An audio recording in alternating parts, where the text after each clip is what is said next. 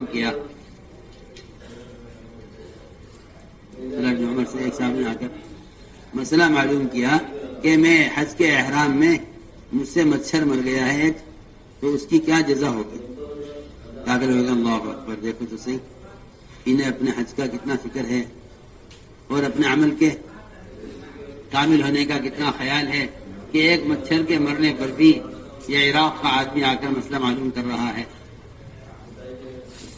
عبدالرحمن نے جواب میں کہا، اے عراق والو، اللہ تمہیں ہلاک کرے، تم نے نبی کے نواسے کو تو قتل کر کے مسئلہ پوچھا نہیں، مچھر مار کے مسئلہ پوچھا۔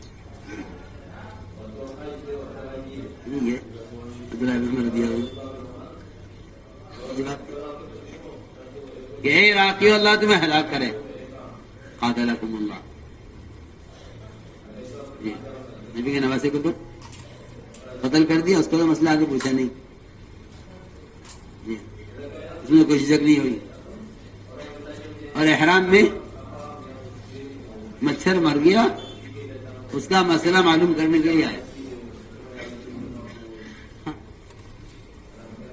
جی ہاں، تو لوگ تقوی ظاہر کرتے ہیں معمولی چیزوں میں، تاکہ جو ہم غیر معمولی کام کر رہے ہیں، احکام توڑ رہے ہیں، ان پر پردہ پڑا رہے۔ تو میں نے عرض کیا کہ تقوی کا بھی اخلاص ہے، تقوی کا بھی اخلاص ہے۔ تقوی اخلاص یہ ہے کہ آپ اللہ سے تنہائی میں کتنا ڈرتے ہیں، آپ اللہ سے تنہائی میں کتنا ڈرتے ہیں۔ تقوی کا تعلق اصل تنہائی سے ہے، تقوی کا تعلق اصل تنہائی سے ہے۔ اس لیے یوسف علیہ السلام کو جب گناہ کی طرف آمادہ کیا گیا، یوسف علیہ السلام اٹھ کے بھاگے۔ اسے اطمینان یہ تھا کہ یہ بھاگ کر کہاں جائیں گے، یہ بھاگ کر کہاں جائیں گے، دروازے سارے بند ہیں۔ آج مسلمان بہت سارے گناہ یہ سمجھ کر کرتا ہے کہ جی ہم اس سے نہیں بچ سکتے، قانون ایسا ہے، قانون ایسا۔ اور میں آپ سے قسم کھا کر کہہ سکتا ہوں کہ اگر کوئی آدمی کسی گناہ سے بچنے کے لیے کوشش نہیں کرتا اور قانون کی مجبوری اس کو کوشش سے روک دیتی ہے، تو یہ مسلمان اللہ کے یہاں مجرم ہے،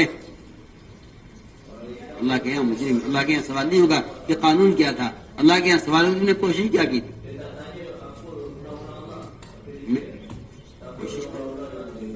سنیے میں کیا کہتا ہوں، بے شمار قوانین ایسے ہیں کمانے کے، خرچ کرنے کے، بے شمار قوانین ایسے ہیں کہ جو قوانین شریعت کے بالکل خلاف ہیں، لیکن اس زمانے کے مسلمانوں کا آنکھوں پر پٹی بندھی ہے۔ اچھے اچھے پڑھے لکھے لوگ کہتے ہیں مجبوری ہے، حالات کا تقاضا ہے۔ کیا کہتے ہیں؟ مجبوری، حالات کا تقاضا کیا ہے؟ اور میں تو آپ سے صاف عرض کر دیتا ہوں کہ قرآن نے صرف اس شخص کو معذور قرار دیا ہے جو کسی منکر کو ختم کرنے کے لیے کوشش کر رہا ہو۔ صرف وہ مسلمان اللہ کے یہاں معذور ہے، جو دعوت نہیں دے گا وہ اللہ کے یہاں معذور نہیں ہے۔ اللہ کے یہاں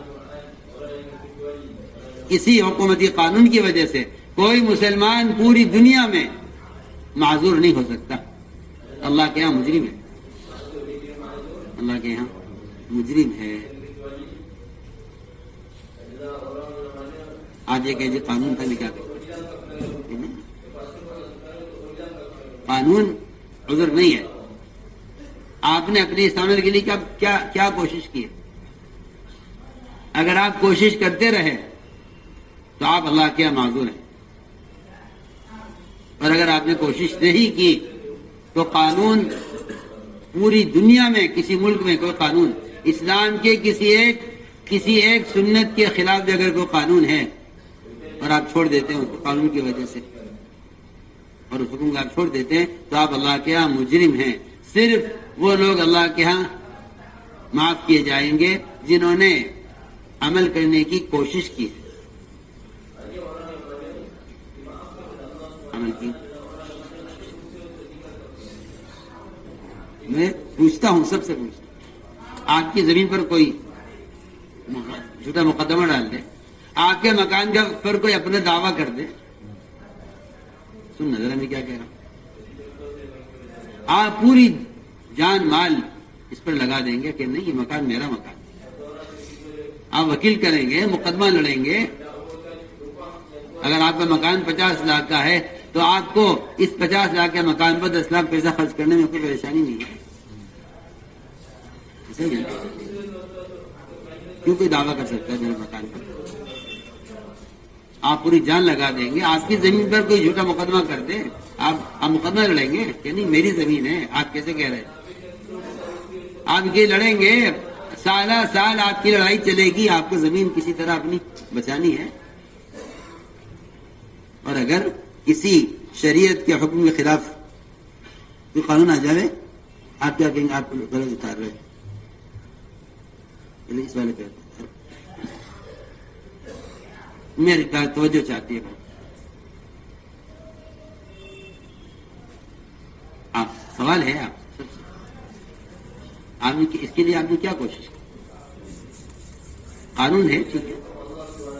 میں آپ سب سے کہتا ہوں, اللہ تعالی غیروں کے ذریعے قوانین اسلام کے خلاف اس لیے لاتے ہیں تاکہ مسلمان کی اسلام پر استقامت کو جانچیں.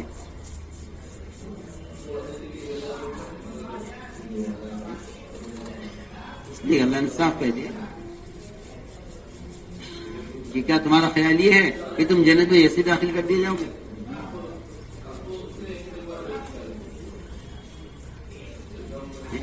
ہم حسبتم ان تدخلوا الجنہ, کیا تمہارا خیال یہ ہے کہ تم جنت میں داخل کر جاؤ گے نماز پڑھ کے, روزہ رکھ کے, حج کر کے, زکات دے کے چلو جنت؟ جتنے بھی احکام شریعت ہیں ہم ان سارے احکام کے خلاف دنیا میں رکاوٹیں لائیں گے. ہم تمہیں دین میں چلنے کی سہولت نہیں دیں. میں کیا عرض کروں آپ سے, اگر آپ قرآن اس پر غور کریں تو آپ کو ملے گا کہ اللہ تعالیٰ جس چیز کے کرنے کا مسلمان کو حکم دیتے ہیں اس میں رکاوٹیں پیدا کرتے ہیں, اور جس چیز سے مسلمان کو روکتے ہیں اس میں سہولتیں مہیا کرتے ہیں.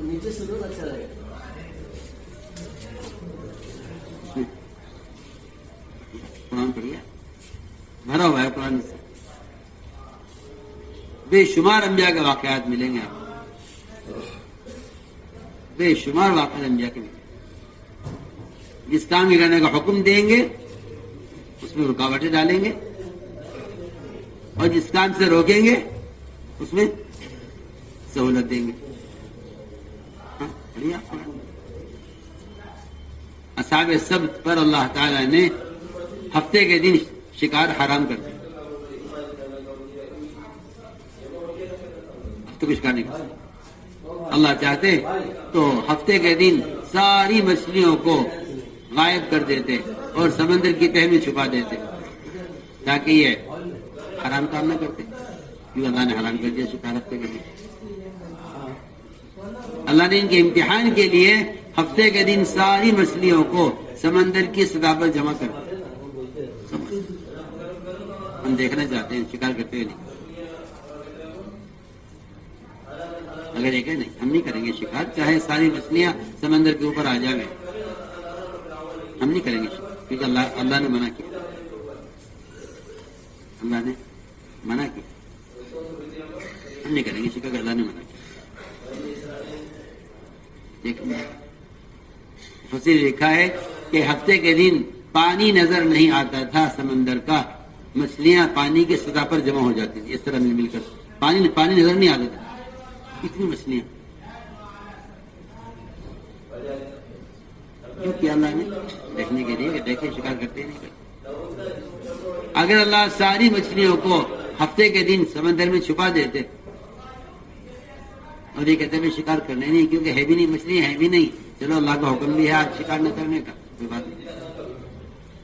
میں کیا آپ سے کہوں, مسلمان یہ چاہتا ہے کہ اس کو پہلے دین پر چلنے کی سہولت ملے. جنت اتنی سستی, جنت اتنی سستی نہیں ہے. جنت کو تو مکارے سے گھیرا گیا ہے چاروں طرف. اتنی ناگواریاں, مکارے اور تکالیف اور ساری خواہشات اور شہوتیں اور ساری معصیتوں سے گھیرا گیا ہے جہنم کو. ساری معصیت اور سہولتیں، سارے سہولت کے راستے، سب سہولت کے راستے جہنم کی طرف اور ساری دقتیں اور مشکلات جنت کی طرف.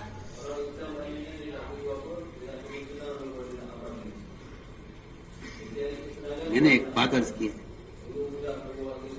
کہ اللہ تعالیٰ آزماتے ہیں